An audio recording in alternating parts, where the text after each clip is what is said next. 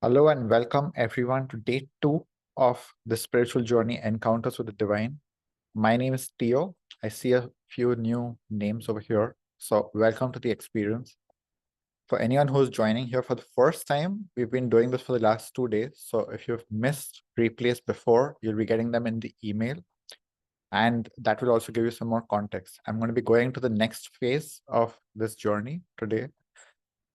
And today marks 11 years from my spiritual awakening. So my spiritual awakening happened on 15th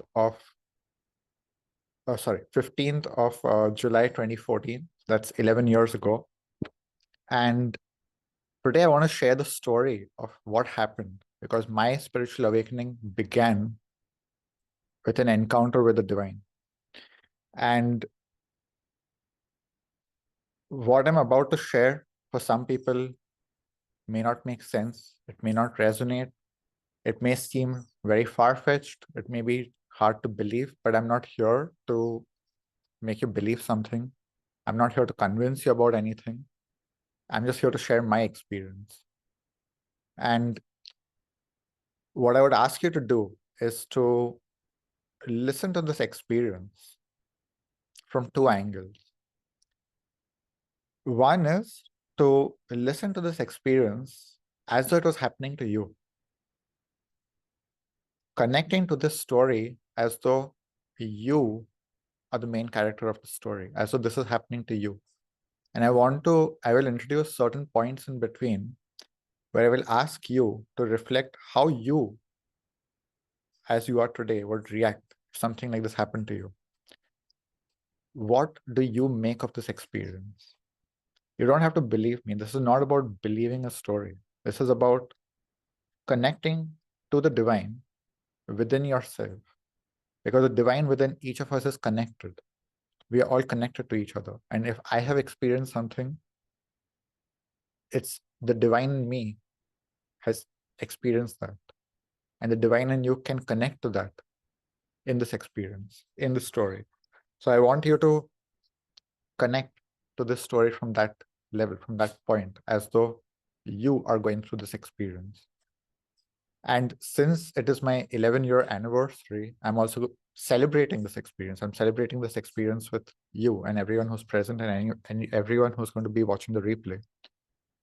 And the second angle that I want you to listen to this story from is celebrating your own experience, celebrating your own journey coming this far. Whether you're spiritual, you're not spiritual, whatever your life has been so far, whether you've overcome the obstacles or you haven't, it doesn't matter. You are here today. You are here today, which means you have, at the very least, survived whatever has happened. And some of the things you have not just survived, but you have actually transformed. You have worked on it. You have turned it into power. You have turned it into your strengths. You have turned it into your gifts. However, you have arrived at this point. You have arrived at this point. You have come this far. So today, I want to bring a very different energy into this experience. Yesterday, we were talking more about pain and the darkness. Today, I want to bring the energy of light and celebration. Celebration of coming this far in life, of reaching this point in life, of everything you have learned, of all the gifts that you have received, all the blessings that you've received, all the lessons that you have received, all the challenges that have come your way, celebrating that, all the pain that has come your way that has transformed, celebrating that. So that's the context for today's experience, and I will begin sharing. I'm going to go much further back from the awakening that happened on 15th of July because there's a whole story leading up to it. And that story is as divine as my awakening itself. So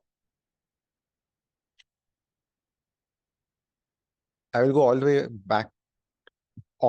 I will start at the beginning of where my life took a big turning point. So I was born and raised in India. And at the age of, so my early years were with a lot of anxiety.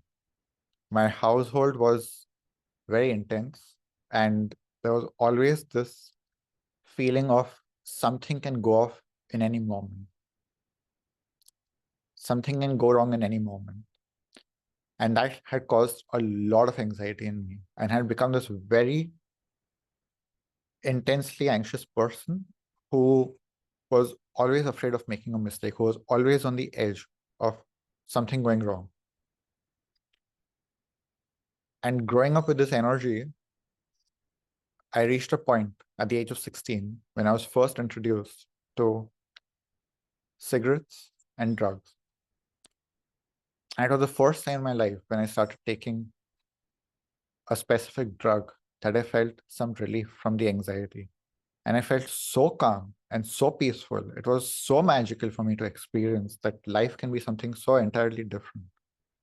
I went from being so anxious, constantly, chronically anxious, to suddenly experiencing deep peace.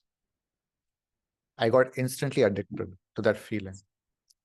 And then this drug just became the thing I was taking all the time. And for 3 months, I started abusing this drug very intensely. And this was a drug which was a household product which I would be inhaling, and I was abusing it excessively to the point that I ended up having an overdose in which I had severe brain damage.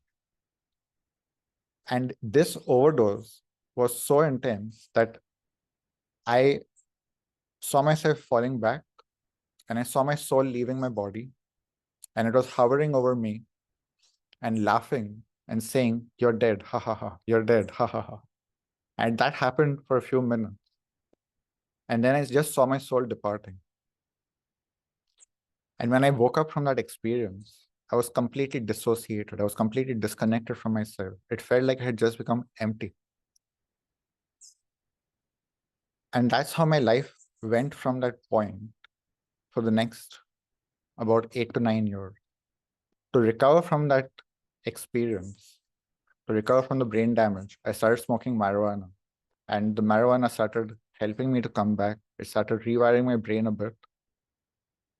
And it kept me functional. It kept me going.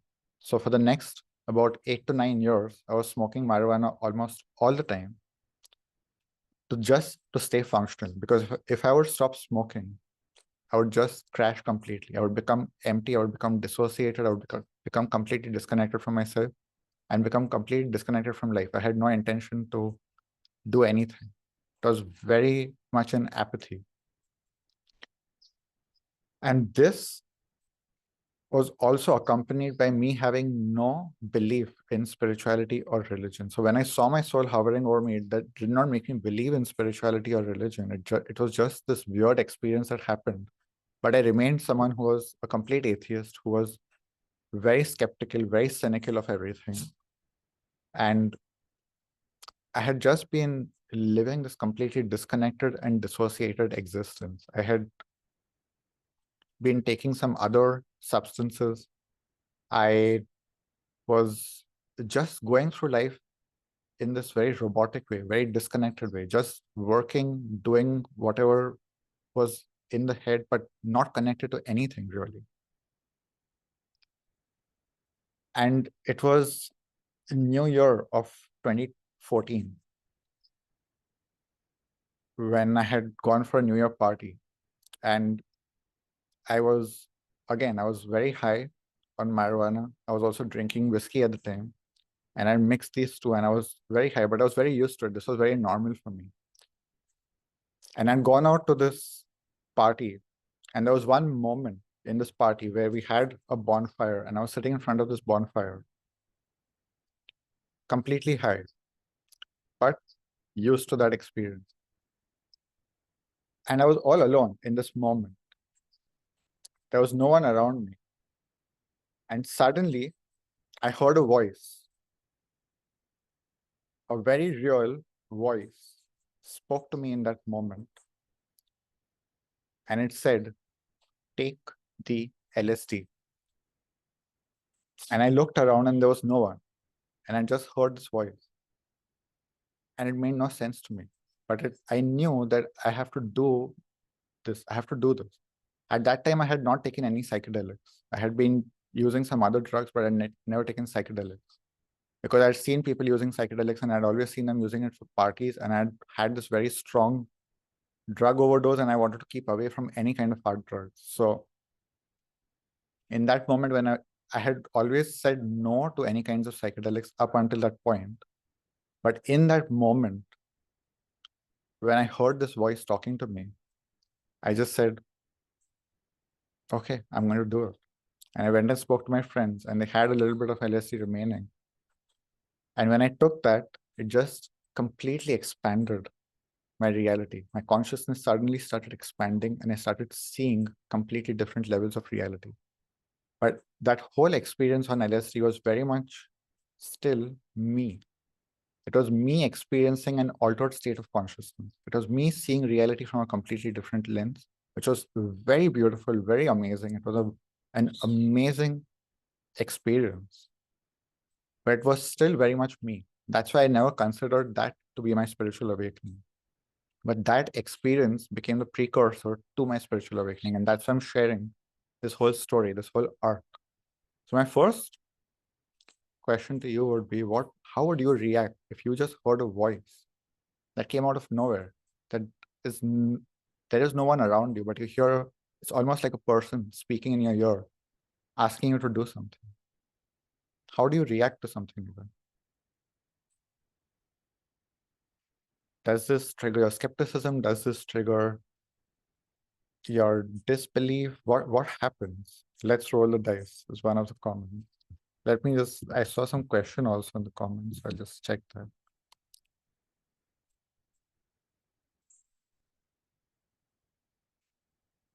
Yeah, so there's a question, if when I saw my soul talking to me, was it the soul talking to was it this, you saw your soul talking to you, or you were the soul talking to your physical body?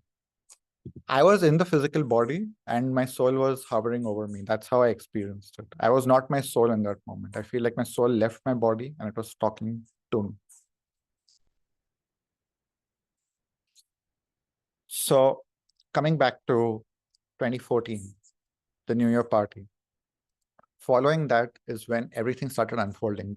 From that event, a week later, there was a woman that I was very close to at that time. We were having some kind of a connection, and she invited me to go to Brazil to watch the World Cup. I had no interest in sports, football, World Cup, soccer, none of this. But I really liked her, and we had this very strong and close connection. So I said, yeah, sure, why not? Basically, she's inviting me for a holiday to Brazil to go and watch the World Cup for a few days. But apart from that, we're going to have a holiday in Brazil. Of course, I want to go. So I said yes to that. But I also put a condition because I had just had LSD at the time. And I'd heard my friends talking about psychedelics for a long time. And I'd heard them talking about ayahuasca. Ayahuasca is another psychedelic that is made from plants which are found in the Amazon. And I knew that it's found in South America. And I had also heard that ayahuasca is the most powerful psychedelic. And since I just had this super beautiful experience with LSD, I was like, okay, so if this is LSD and ayahuasca is even more powerful, it just gets better from here. So let's go and get high on ayahuasca in the jungle of Brazil. And she can watch the World Cup and I can get high on ayahuasca. And so let's go to Brazil and do this. So anyone who knows about ayahuasca, anyone who studied it, who has learned about it, for most people, it is a very spiritual experience. It's an experience for exploring your spirituality, for healing your emotions, your mind, your body. There's a lot of aspects to ayahuasca which are all related to the inner journey in some way or the other. But I had no interest in any of that. I was not going for a spiritual awakening. At that time, I was smoking 30 to 40 cigarettes a day. I was smoking 8 to 10 joints a day. I was drinking a lot. I had no interest in quitting any of it. On the surface, I was very happy with my life. So when I was signing up for this ayahuasca experience, my intention was purely to get high. I did not believe in spirituality. I did not believe in religion. I did not believe in anything beyond. I was a very rational, skeptical person. Even at this time, even though I'd had LSD, even though I had seen my soul leaving my body, For me, none of that was real in a sense. It was just like whatever. I'm still a very rational, skeptical person. I just don't believe any of this. And what ended up happening was that while this friend of mine, she was the one who organized the full experience, right? She organized the full trip. So she was the one who initiated the plan to go to Brazil. She booked the World Cup tickets and she planned everything out. And I only added this part of doing ayahuasca. What ended up happening was that we ended up having a split. We did not get along at one point. So we ended up, even before the trip happened, we stopped talking to each other. She did not even end up getting her visa. So she could not even go to Brazil. And I was the one who ended up going to Brazil on the trip that she had planned. And so I went for the World Cup also because we had the tickets. And I was like, okay, I don't really know what I'm doing. I'm going to watch this match, but I had no interest in that. And up until this whole ayahuasca experience, I was just going through the motions. I went and saw the World Cup. I had a road trip through Brazil. I ended up having another near-death experience because when I was having this road trip in Brazil, I went and visited a fort, and the fort had closed by then. And so I had to go around on the rocks, crossing a slightly dangerous area to the beach. And as I was coming back, I slipped on the rocks and ended up cutting both my hands and both my feet, and I was bleeding profusely. And it was close to sunset, so everyone had left at that time. So I managed to reach my car. I managed to open my car to get some of my clothes out and bandage my hands and my legs, but I was still bleeding out. And there was no one there. And I ended up losing my car keys somewhere. After I opened the car and I started taking things out, my car keys fell and I couldn't find them anymore. So there I was bleeding out and literally with no help, no cell phone service because it was a completely remote area. I had no way to call for help. And I basically just kind of gave up and I sat next to my car, bleeding out, and I fainted. Few hours later, a couple drives to that parking spot because they had come to visit the fort and they had left their lunch box over there with a couple of sandwiches. And I saw that lunch box while I was bleeding out, and I was like, okay, if I'm going to bleed out, at least I have something to eat here. So I picked up that lunch box and I put it in my car. So when they came looking for it, I suddenly woke up from, like, I had fainted and I woke up and I saw them. And it literally looked like two angels were walking towards me because it was completely dark. Their car lights were on and there were two people walking from these car lights towards me. And they came and they saw that I was bleeding and I was in a pretty bad condition. And they asked me, and they were speaking Portuguese. I couldn't even speak Portuguese at the time. So I had to use translate with my bloody hands to try and communicate to them what was going on. I told them that my car keys were lost.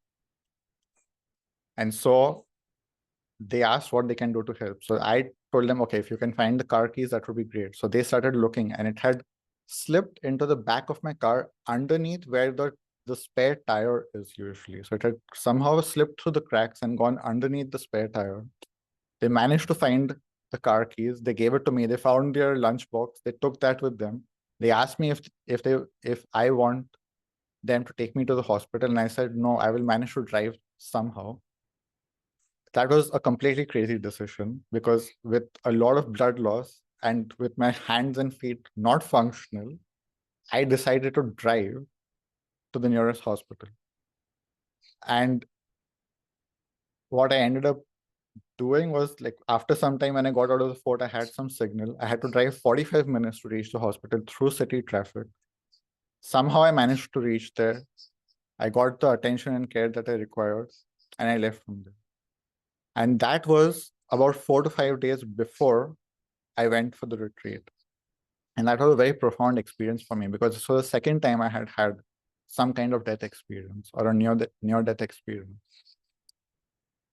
And at that time, I still couldn't really give it any importance because I was so disconnected from myself. I was so high. I was so dissociated that it was just one more experience that happened in my life. And I just kind of moved on from it. Anyways, I saw the World Cup final on the 13th of July, 2014. After that, I flew to the place where the retreat was going to happen. And at this retreat center that I was participating at, it was a spiritual retreat center, and the person who was leading it was a psychotherapist. And it was talking all about healing and personal development and spirituality and consciousness. And I had no interest in any of this. For me, all of it was just nonsense, and I was ignoring all of it. So when I entered into this ceremony with ayahuasca, I had no interest in anything that had been shared with me up until this point, which means I was going into this without knowing what I'm entering into, without knowing what to expect, just thinking I'm going to get high and have a beautiful time. And what ended up happening, I want to describe this experience to you as closely as I can from the experiential point of view that I had. So ayahuasca, as I said, it's a tea that is made from sacred plants that are found in the Amazon. And it's a very powerful tea, which basically creates an altered state of consciousness.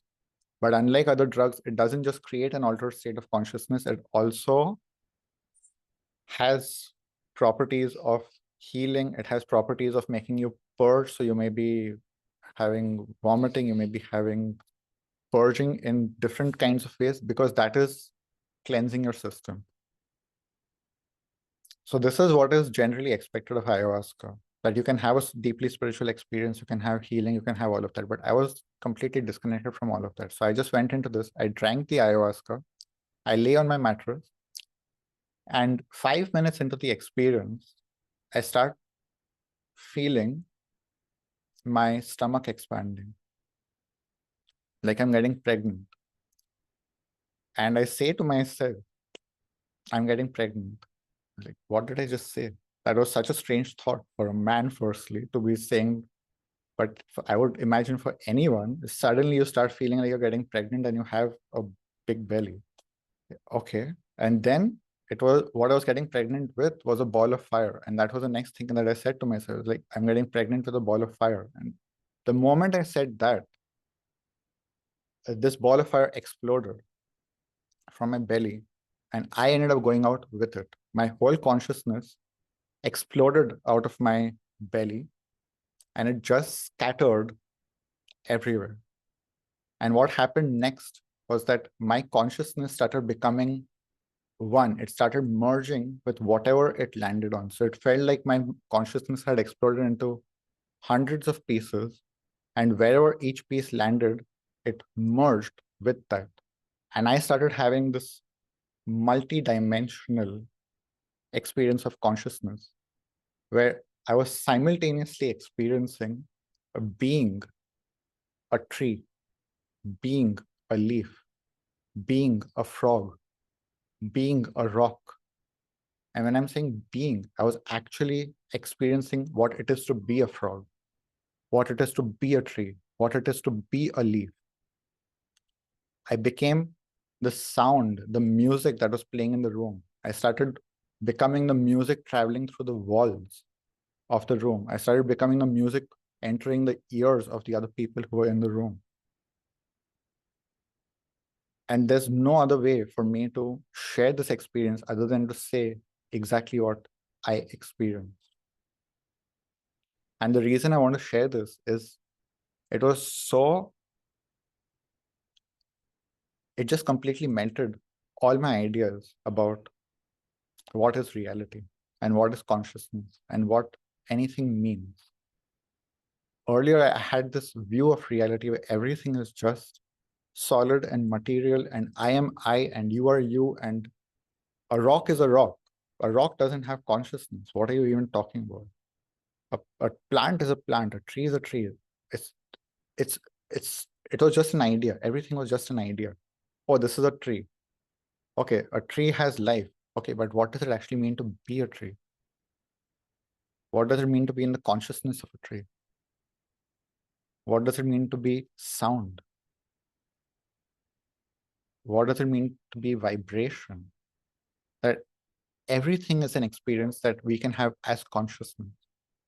And that was what my mind opened up to in this experience, is that everything can be experienced as consciousness.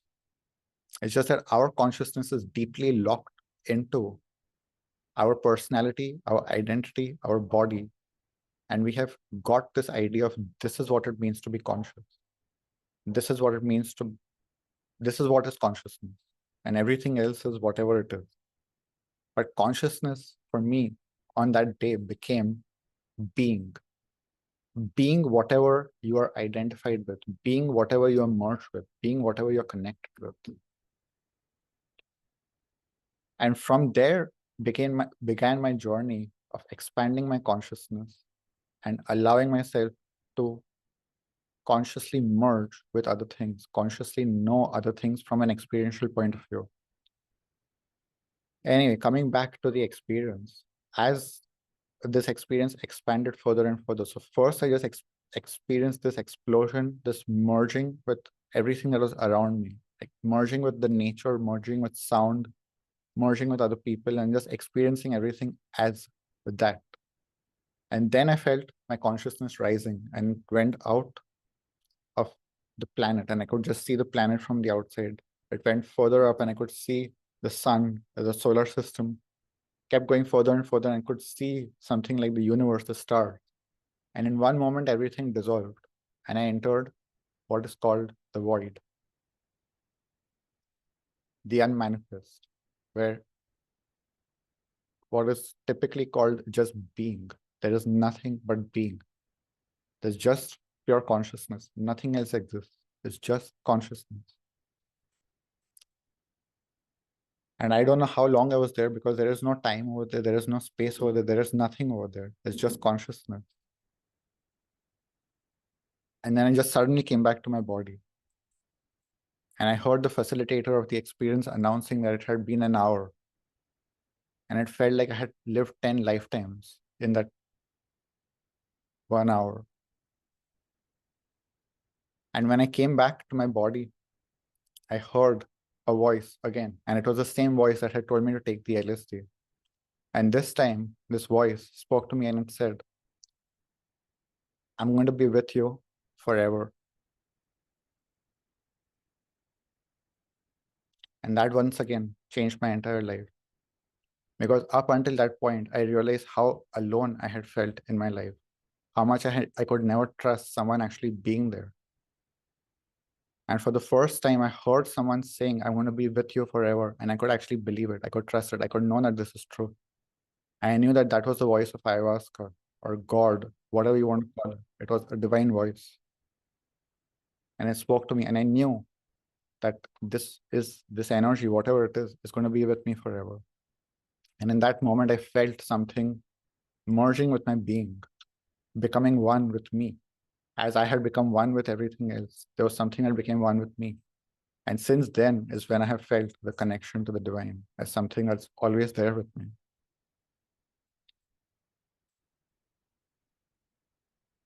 And this is what I want to present to you. Do you feel that there is someone who's always there with you? Someone, something, a presence, a force. And we have a lot of ideas about what it means to be there. And for me, when I heard this voice, I knew that this voice, this presence, this force is with me always. It doesn't mean that everything is going to be good and perfect. It doesn't mean I'm protected from all the bad things. It doesn't mean I'm protected from the pain. It doesn't mean I can make even sense of the pain or whatever is going on. It simply means that there is something with me as I'm going through every experience. I may be going through the most painful experience. I may be going through the most confusing experience. And I may not understand what is going on for a long time, but I can still feel connected to something. I know that there is something with me. A lot of the times we think that support has to mean all our problems are fixed, but sometimes presence is the most powerful support, because there's nothing else that can be done other than just being there. And I believe from my experience that we all have this presence around us. We are just disconnected from it. We don't even realize that there is a presence with us always. All we have to do is open ourselves to receive this, open ourselves to know this, to know that there is something with us always, something beyond ourselves, that we are not alone. There is something that we can trust to be there. Doesn't mean it's going to fix our problems. Doesn't mean it's going to explain everything, but it's there. There is something that is always there to love us, to support us, even if it's just through presence. For someone to stay with you, loving you always. And this is where I would like to begin opening it up, because I have a lot more in the story. But today, for now, not today, but for now, I want to pause here on this specific point of someone being there for you. And I want to see if there's anyone who would like to come up, discuss, if you have any resistance to this, if you feel you can't believe this, if you feel like you have some difficulty opening up to this, or you are already open and you want to open up even more to this. If there's anyone, I would love for you to raise your hand using the Zoom feature of raising the hand, and I would love to have a conversation with you. Until then, I'm going to check the chat.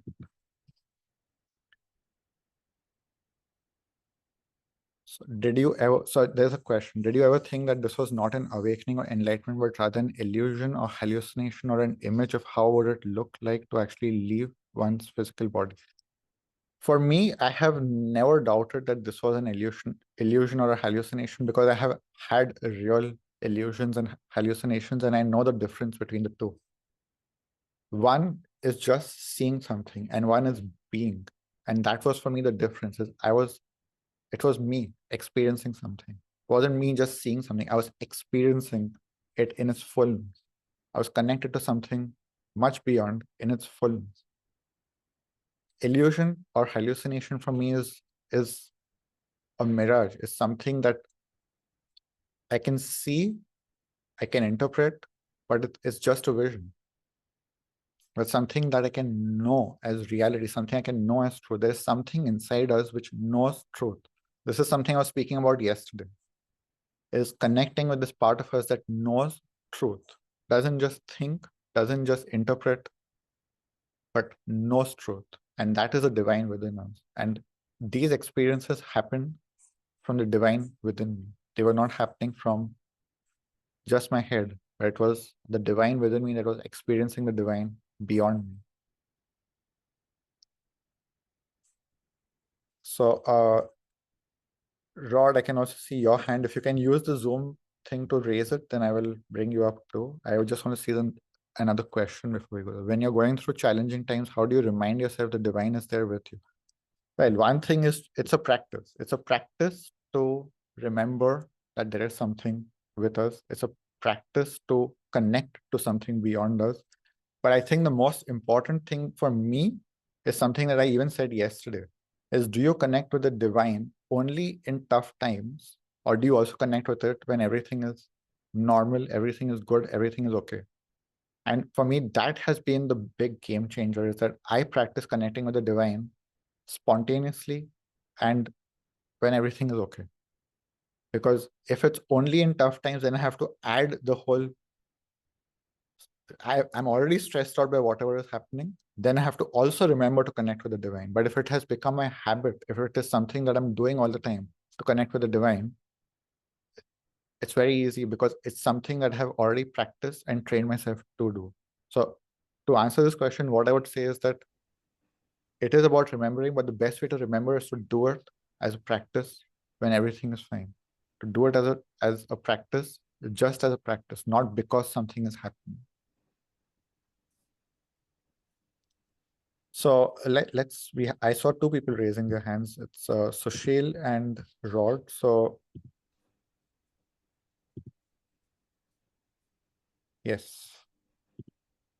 So Sushil, let's begin with you. Hi everyone. I I do feel like there is a divine force, which is the reason I'm alive. I had this near fatal car accident in India, and the way I kind of everything fell into place, and the way I got the help that I needed did seem very unlikely. Even the doctors said that there is a very low chance of survival because I had like massive internal bleeding. Um, so just the fact that I'm here is kind of because of the divine, because I've been kind of sent back in a certain way. There is a part of me that feels that I don't deserve it. That's the part I want to like kind of work on Mm-hmm. because it's the one thing that is standing in my way from really kind of going to the next level. Mm-hmm. And it's not even like this conscious part which is coming up, it's just this Yeah. subtle uh I think it's ego, I don't know what it is, but it's this subtle kind of voice which says that I don't deserve the divine. Hmm. I want everyone to just take a moment to reflect on this because it's a very universal feeling. I have seen this working with many people that a lot of people feel that they have to deserve divine presence. They have to deserve help from the outside. They have to deserve love. They have to deserve whatever. This, what you've brought up, is a very deep, universal human emotion, the feeling of undeserving or unworthiness. And it was something, if it had not been for this experience, I would have been in the same trap. But it was because of this experience that I was at the lowest point of my life. I had done nothing to deserve this. I had done nothing to deserve this grace. And I received it. That it completely destroyed that belief at the foundation, at the core. If I could receive it then, having not done anything to deserve it, why do I have to deserve it anytime after that? And for this, I would ask everyone, if you have felt that you have received something in your life at any point, not because you deserved it, not because you did something to deserve it, but you just received it. That is the proof that deserving is not a requisite.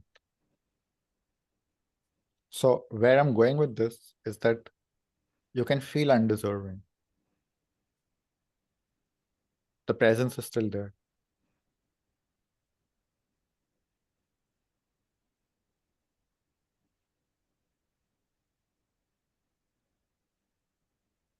The support is still there. The love is still there. It's just that you are closing yourself off from it. But it's all around you. All you have to do is open the window and let it in.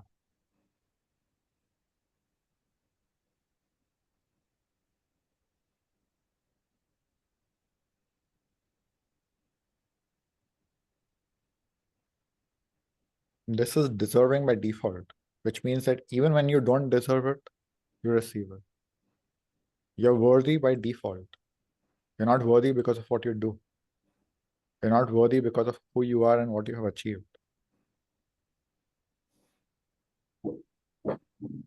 And it begins in the first moment that we get life.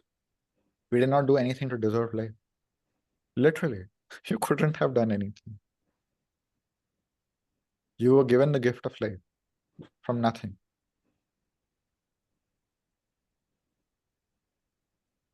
This was given to you for nothing. And that is your worthiness. That is your worthiness. And you have to anchor into this. You have to deepen into this. You have to know this. Everything else is illusion. Everything else is a story. And we can spend years and decades in therapy and healing. I did that for a long time. Even though this was resolved for me, I spent my years in healing and therapy for many things which I did not get a resolution. And the resolution came by realizing it was all illusion. It was all illusion, trapped in disconnection, trapped in pain. And all I had to do was release the pain. That doesn't mean that the pain doesn't exist. That doesn't mean that the disconnection isn't real. That doesn't mean the illusion doesn't manifest into our bodies. But it is illusion. And behind that is truth. And the truth can dissolve the pain. The truth can release the pain. The truth can alchemize the pain. And this is the power we can connect to. I trained in psychotherapy for 8 years. I trained in energy healing, shamanism, all kinds of systems. There's nothing that has been as powerful as connecting with the divine directly and using that force, that power, that light to dissolve pain, to dissolve illusion. That means that you have to experience the pain while it is dissolving. We have to become active and connected to what is dissolving. That is the most painful part. And that is why I believe a lot of the other systems are just taking all just a turn around. They're just circling around the main thing, which is pain. And the moment we can dive to the center, we transform. A lot of the healing techniques just go in circles and circles and circles around the issue to avoid feeling the pain, to avoid feeling the disconnection, to avoid receiving the beauty, the love, the light that is there. Because when that is there, you can feel pain. It's okay, that life happens. But if you feel pain while love is there, it's a very different feeling from feeling pain and feeling unloved at the same time and feeling unworthy at the same time. Then it's just pain. It's just pain.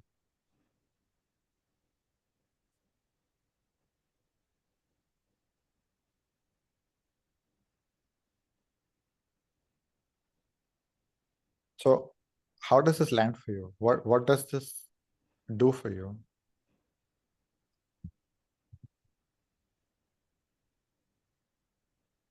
It actually makes me want to get out of the way in a certain way.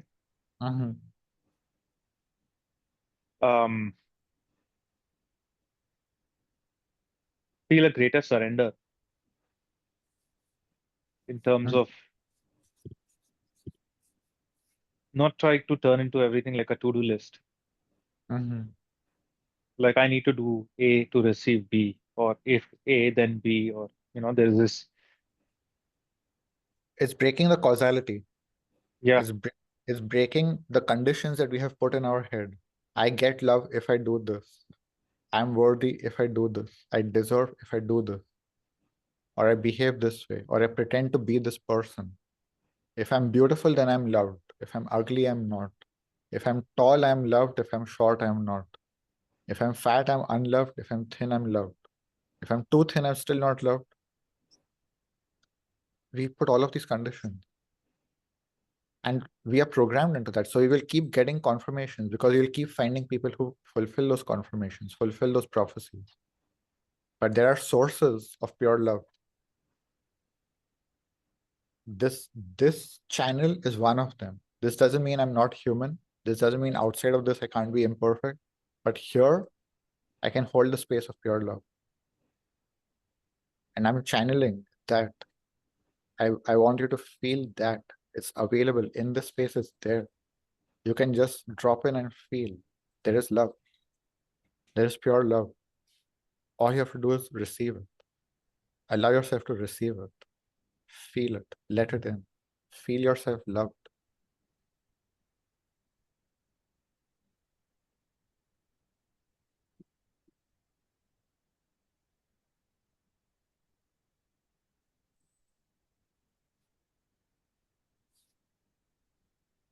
For who you are as you are.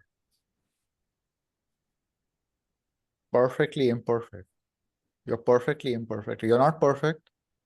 You're not imperfectly imperfect. You're perfectly imperfect. The way you are is exactly the way you're meant to be. And you're loved for being that.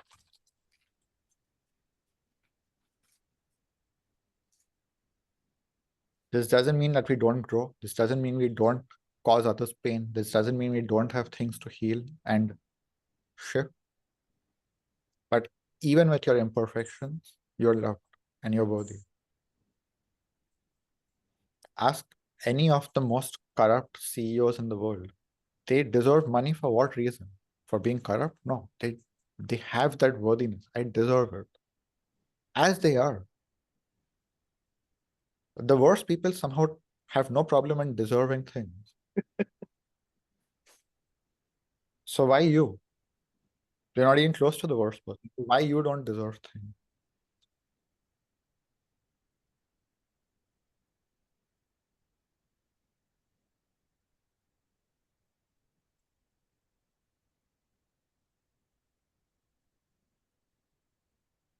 It's all stories that we make up. And it's all stories. The moment we can realize that it's a story, it can fall away. And then you can come to the truth. You can anchor in the truth. You can center in the truth. And that will burn away the stories. But we have to keep practicing this, keep reminding ourselves this is truth. That is story. That's illusion.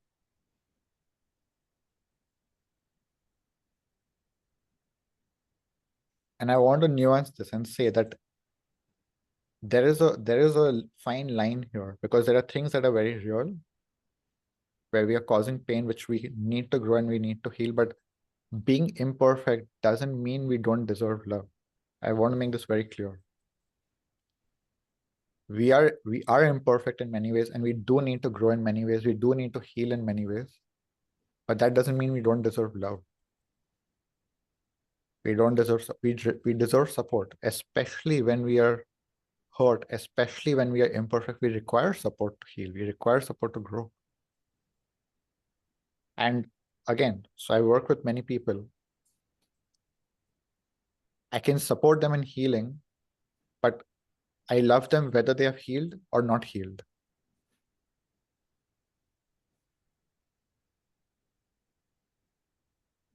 You are loved whether you're healed or not healed, but this doesn't make it that you don't heal, you don't improve, you don't evolve. We still evolve, we still heal, we still improve, but even before that, we are loved. And we grow from love. That because that is a soul's desire, that is our desire. We want to grow, we want to heal, we want to improve, we want to expand. All of these are natural desires. But you can do it from not loving yourself and wanting to escape yourself and wanting to fix yourself because you believe you're unlovable. Or you can do it from being loved. I am loved and I want to grow, versus I hate myself and I need to be fixed so that I can be loved. It's two completely different things. I want to grow and I'm loved. I want to heal, I want to improve, I want to expand. All of these are natural desires. But why are you doing it? Are you doing it because you believe that being a better person will bring you more love?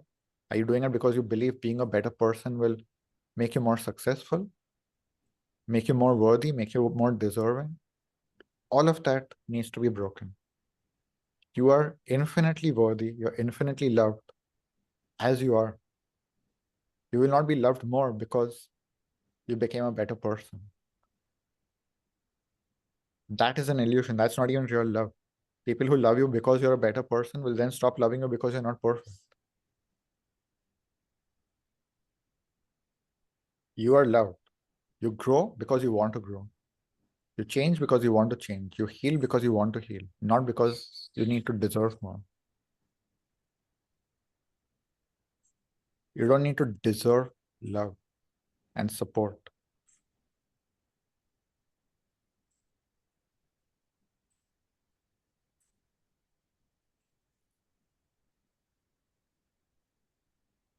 Do you feel good for this for now? Yes. Thank you. Thank you. So let me just see the comments and then I will call up Rod.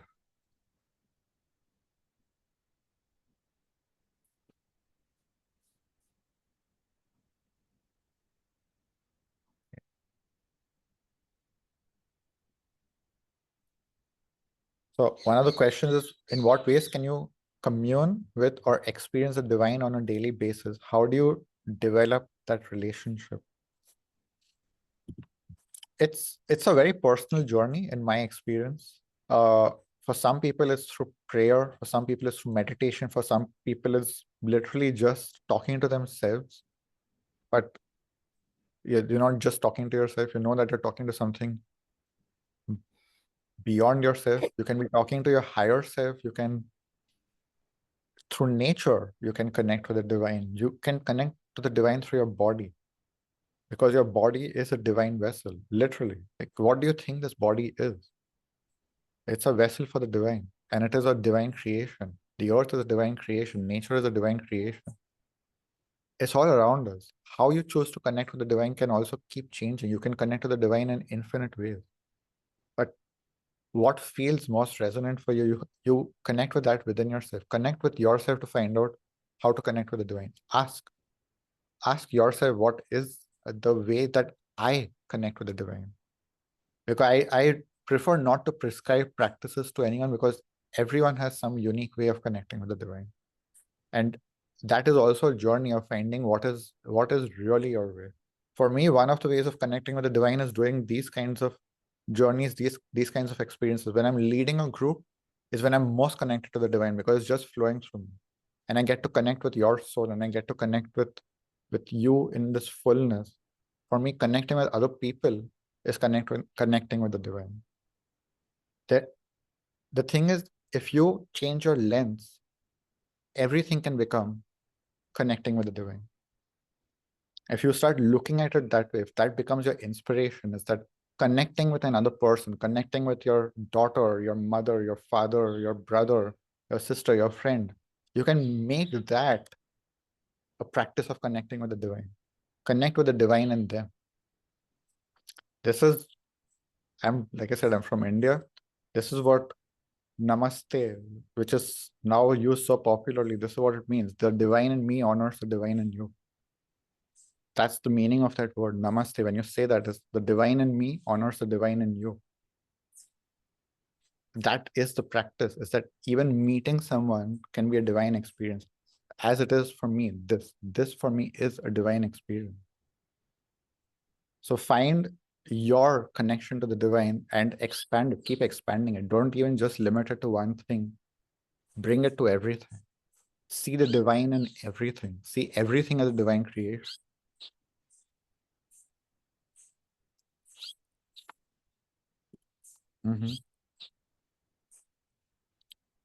So, Rod, let's bring you up. Hello. Hi. I was absolutely not expecting to raise a hand, to be honest with you. But something you said kind of resonated with me, because you've had some experience with drugs. And I have, but they've never been good. I smoked something, but I'm a drinking man here. I drink, and I've always got a lot of pleasure from drink. But every time I smoked, I was just sick, both ends, chronic. Then I had maybe 2019, 18, 19, I took edible, one sweet, and I shared it with somebody else. And I think I just must have had like the whole whack, because I was laughing. I couldn't stop laughing. Nothing happened for ages. And then I got hit with it.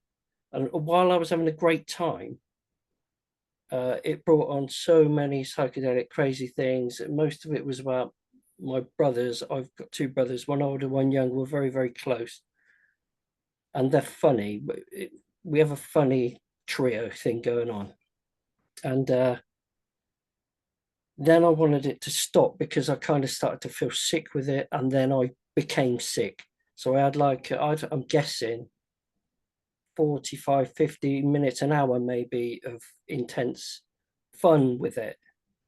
And then I had hours and hours and hours of sickness and struggling to go to sleep, because I'm flying. I'm not great with drugs. And anyway, but it got me thinking when you said, did you only get this experience? Did you only did these doors open for you because of drugs, do you think? Or do you feel that you falling down these rocks and cutting yourself up, and do you feel that it would have come anyway? would you feel it was particularly because of the drugs that you found this? That you Not found at all. really? That was my journey. And I don't believe it has to be everyone's journey. I have led enough people. I have led many, many people without drugs. I do it on Zoom. Exactly. People are having divine experiences talking to me on Zoom. So obviously, you don't need to take drugs. It's not a requisite. That was my journey. That was my path. And I don't recommend it to anyone. The only reason I shared it because that was my journey. That was my truth. But that doesn't mean everyone has to go and do drugs and the same thing will happen to them. For most people, this doesn't happen. I have served ayahuasca. So I became a trained facilitator. I have served ayahuasca to more than 1,000 people by this time. Up until now, I have only met or two other people who had an experience like mine. Two. People have all kinds of experiences. People have different experiences. Doesn't mean everyone else was having a bad experience or a good experience. Different experiences. But the kind of experience I had, I've only seen two other people have it. 1,000. More than 1,000. Yeah. There's no guarantee that drugs will give you this. That was what was destined for me. The thing is, I did not even go look for it. That's why I shared it. I did not go looking for a spiritual awakening. I did not go looking for personal development or quitting my addictions or healing. That was what the divine had in store for me in that moment. I have taken ayahuasca more than 600 times after that. 600. Okay. I have never had that experience again. Never. Never. Every single time was different. Many of the times were very dark and very painful. And I'm going to talk on other days. But that's my point, is that was what the divine had in store for me. And that was the only way it could get through to me in that moment. Yeah. If someone had told me you're going to drink ayahuasca and you're going to have a spiritual awakening, I would not have had it. If I did not believe I was going to get high, I would not have had it. If someone told me you want to quit all the things that you love, you're going to quit smoking, you're going to quit drinking, or have had it, because I did not want to change any of that. So I needed to believe that I was just going to get high. I needed to be tricked into that by my own. So the thing is, if you're meant to have a spiritual awakening, if you're meant to connect with the divine in a certain way, it's going to happen. It's going to happen. You cannot plan it, you cannot force it. But what you can do, if you're ready for it, you can start inviting it into your life. You can start opening to it. You can start communicating with it. Communicating with the divine can literally just be voicing it in your head out loud. It doesn't have to go anywhere. You don't have to believe anything. I just spoke to someone, a friend of mine. I was having lunch with her. And she was telling me that she had been working since the age of 18 up until the age of 23. And she was crying, waking up, crying at her job because she hated it so much. She could not work at a corporate. Okay. And then she just came to this breaking point where she just said it. I don't know what I'm supposed to do with my life. Show me. In weeks, things started happening. And in a month, she found her calling. And she has never worked corporate since then. And she went on her spiritual journey. And everything just unfolded from there. The thing is, if you sincerely are ready for that and you ask it, it will come. A lot of people ask very conditionally. They want only the best parts.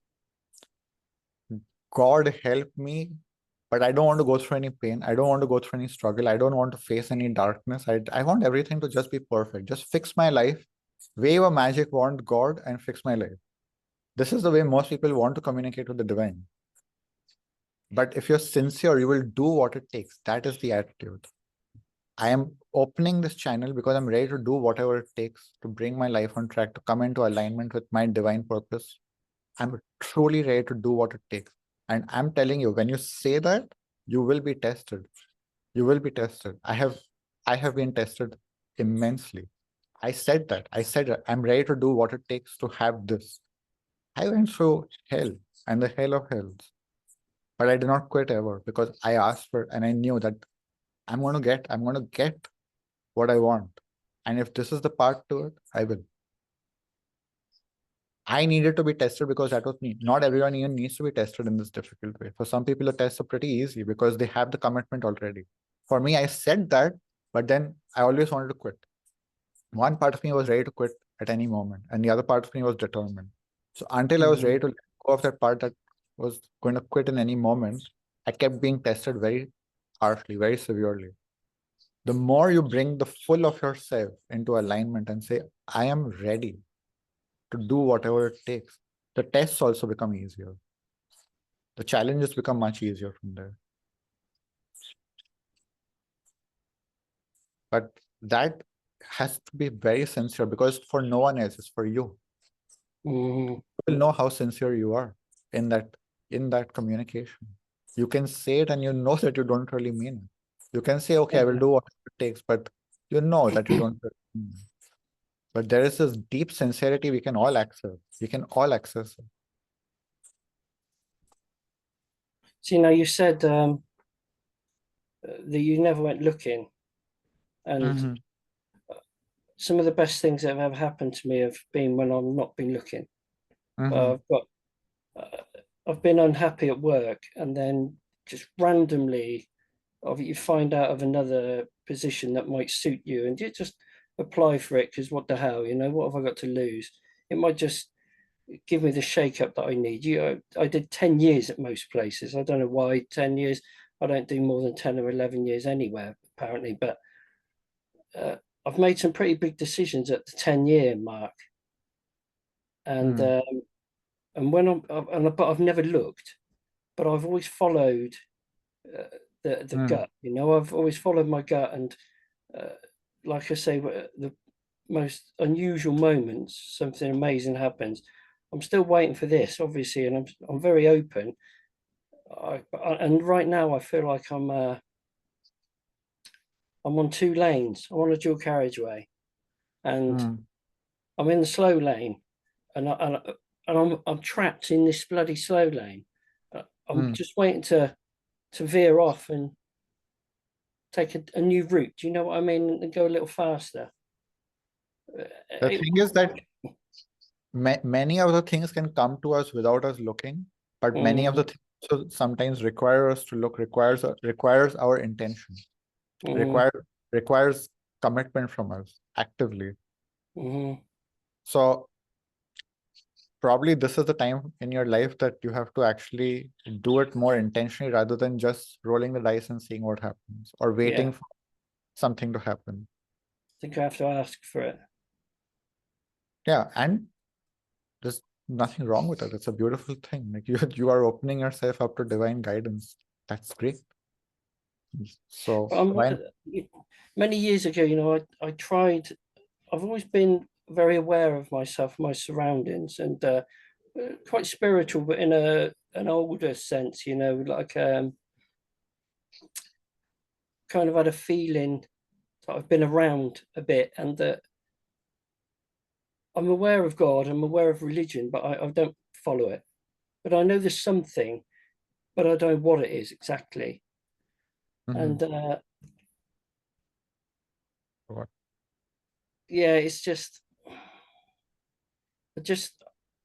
I tried meditation. I was going to say too much. I tried meditation, but I'm one of those guys that I'm forever thinking, am I there yet? Am I meditating yet?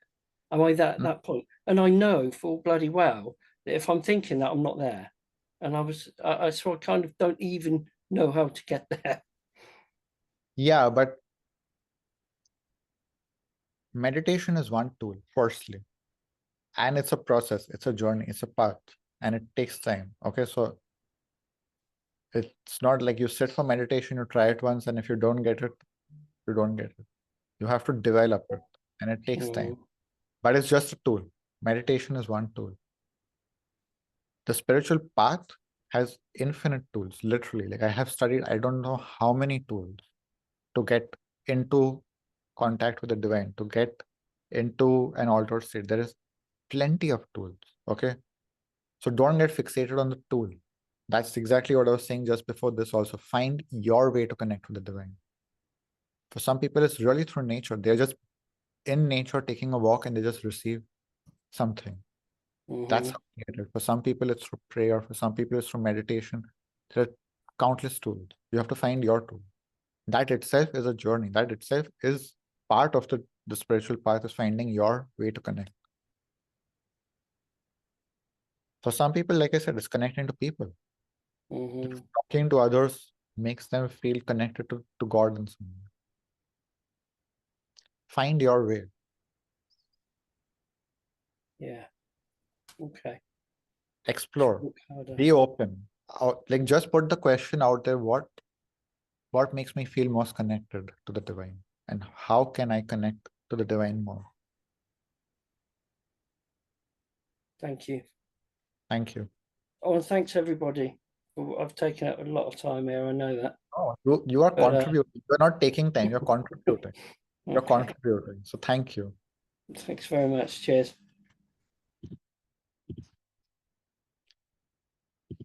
Okay, let me just check the comments here.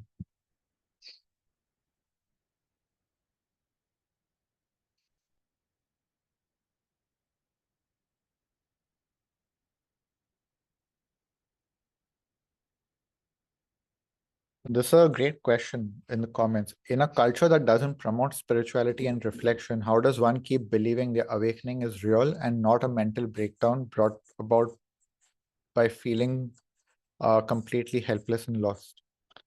It's a great question. How do I say your name? Nishore, would you be open to talking? Would you be open to a conversation? Yeah, we can have a chat. Can you hear me? Yes, I can. Okay. If you can do video, that would be ideal because I connect with people a lot more. But if you can't, it's all good. We can just talk. Okay. Okay, thank you. That's a lot more helpful for me. Okay, so share again in your words. What just say it in your words. The same question if you want to whatever else is present, just say it out. What exactly are you asking? Like me to rephrase my question or You don't have to rephrase it, but just if you want, you can repeat the exact same question, but just say what you're feeling about this. okay. Well, I think, I mean, I know, but it feels weird to say it, that I had a spiritual awakening on the 16th of April. And Of at this the year? time, yeah, at Oh, the time, congratulations. thank you. At the time it was happening, I was so sure that it was the truth. I can't really describe it. It was just like this feeling of intense love. And I had like this, I don't want to say hallucination, but vision, hallucination, I don't know. And suddenly everything made sense. And then I guess coming back to reality, I still was like, yeah, that's definitely true. But I don't know. I guess sometimes I'm like, maybe my brain made some stuff up to make me feel better, because life is difficult. My life has been pretty difficult. I don't know. Do you have Okay, any? thank you for sharing that. And now I will ask you to do the same, but if you are speaking from absolute conviction that what you experienced was true and real, and you had no other voices in your head from your culture, from wherever else that were interfering with your truth, I want you to speak from that place. So not I think, but I know, not hallucination, but vision. This was a feel. So just if you can speak from that place, find the truth within you and just speak from there. And just know that you're in a space where people have had even weirder experiences. So whatever you've experienced, we believe you. I believe you. So tell me what you experienced.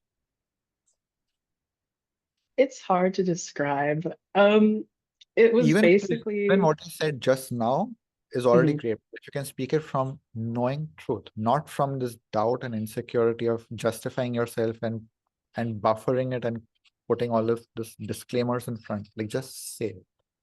okay. Well, it was like in an instant, but it was just multiple cycles of just death and rebirth, like over and over and over, but like in a second. It was interesting.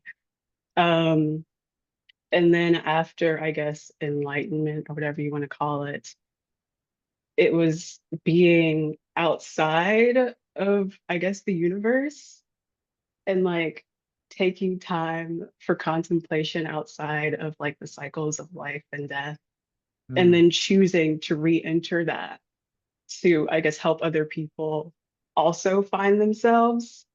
And I mean, I'm a scientist, I'm skeptical. So I put everything into ChatGPT, and it like linked me to Tibetan Buddhism. And I was like, oh, I didn't know this existed because I've never really mm, encountered that kind of religion. And then I was watching the Midnight Gospel, and this guy was talking about magic in like the third episode. And it was almost exactly what I had seen, which mm. was really wild. And on one hand, I'm like, why is it so hard for me to believe it? Especially having seen all these other things that corroborate it. I don't know. I think it's just like a huge leap to make with seemingly little, I don't know, proof. Mhm.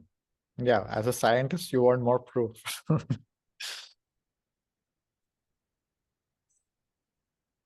First and foremost, do you fully believe your experience before you even have to share it with anyone?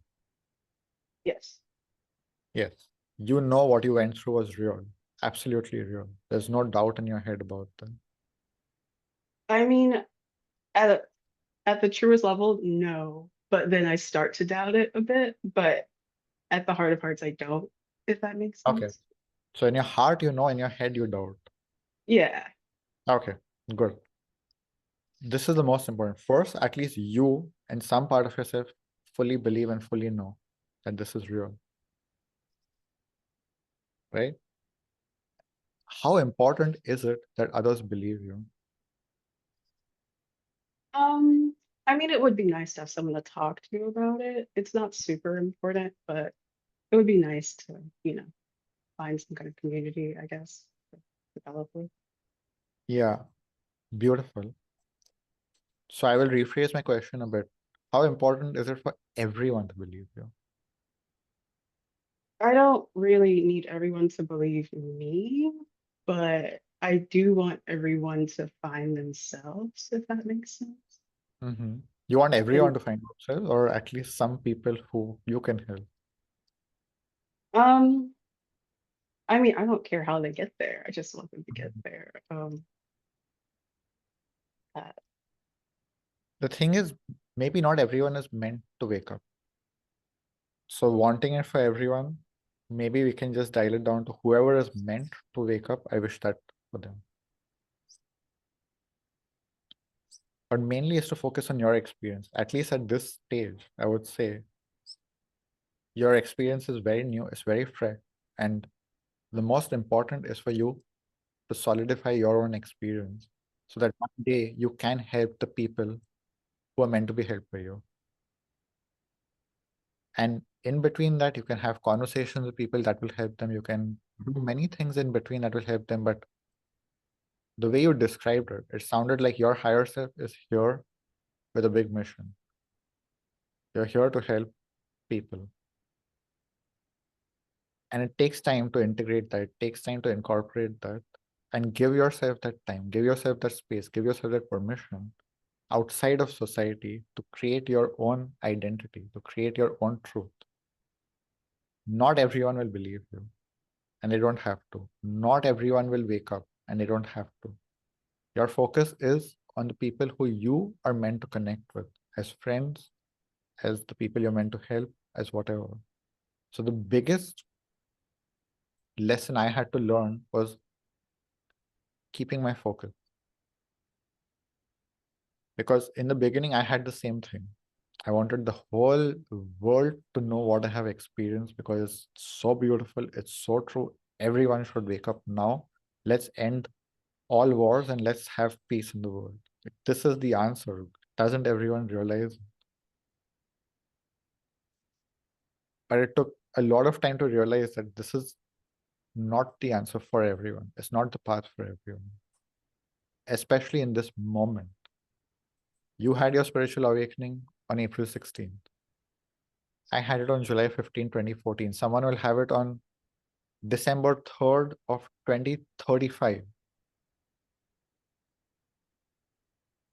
People will wake up when they're meant to wake up. You have to be aligned to your role in this moment. I guess what I was trying to say is it would be nice to find a couple people who have gone through it just to like talk about it and like, In this yeah. Like I'm not in- concerned with like saving everyone. I don't think that's my job. okay, right. But So I get it. So in this moment, you're looking for people who you can talk to at a spiritual level. Yeah. This room is the place for it. I've created a group on Facebook. If you haven't joined that yet, you can join that. I have another community. There are many communities out there. It takes some time maybe to find the people who you really resonate with, but there are plenty and plenty and plenty of people who are on the spiritual path who will get what you're saying absolutely and will help you to even deepen your experiences and have further experience. But this is the thing, it's about focus. It's knowing where to look for the people, where not to look. Because if you just start sharing your story with the wrong crowd, it can be very invalidating. It can make you doubt yourself even more. But when you meet with the right people and you look in the right places, everything makes sense. So what I will suggest, if you want, you can join. If you're in the Facebook group, if you haven't joined yet, you can join there. Post something, ask if there's anyone who would be open to having a conversation about spirituality. If anyone responds, great. Otherwise, there are many other places to look. So just go on the journey of finding your people, finding your tribe, finding your soul family. okay. It's your soul family. These are the people who are on this journey with you, not just in this life, they're on this journey with you for lifetime. And when you meet them, the connection is at a whole different level. All right. Is there anything else you want to share or ask, or you feel good here? I think that was my main question. So thank Okay. you. Thank you very much.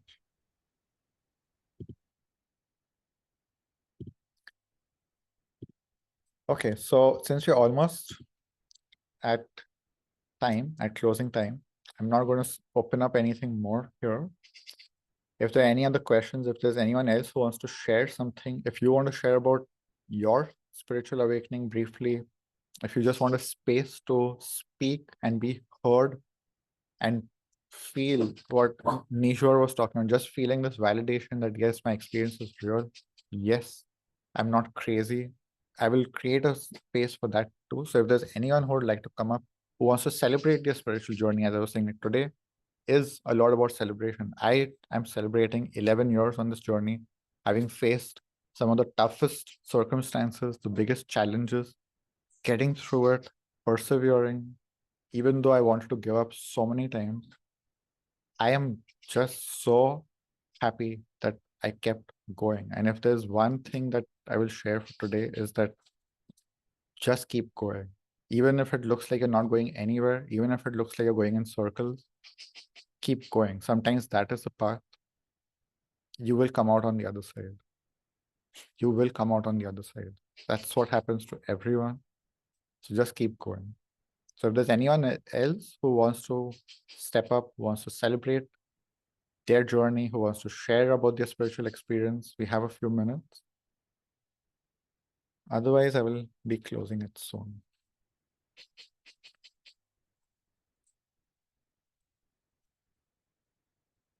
Okay, so looks like there's nothing else for today.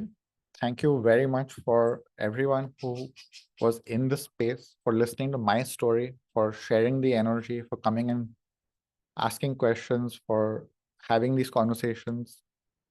I'm very grateful for the whole space. And I will see you tomorrow. So tomorrow is the last day for the free experience. The full experience, which is going to be at least 11 days in total, is still today it's at $11. So yesterday it was $1, today it's $11, tomorrow it will become $21, but you're going to go deeper and deeper into this experience. And each day I'm going to be increasing it by $10 to honor the people who have already got the full experience. So if you would like, it's still open today for $11. You'll find the link in your emails. You'll find it in the, on your emails or on my website. So if you need help with that, you can send me an email. You can ask on Facebook. But yeah, if you want to go much deeper into this experience, there's a lot more coming. Tomorrow I'll be speaking about what else is coming in this experience. I'll also be sharing the replay for today and the full replay for the free experience. All the replays will be available forever. And apart from that, that's all I have to share for today. So thank you very much, and I will see you tomorrow at the same time.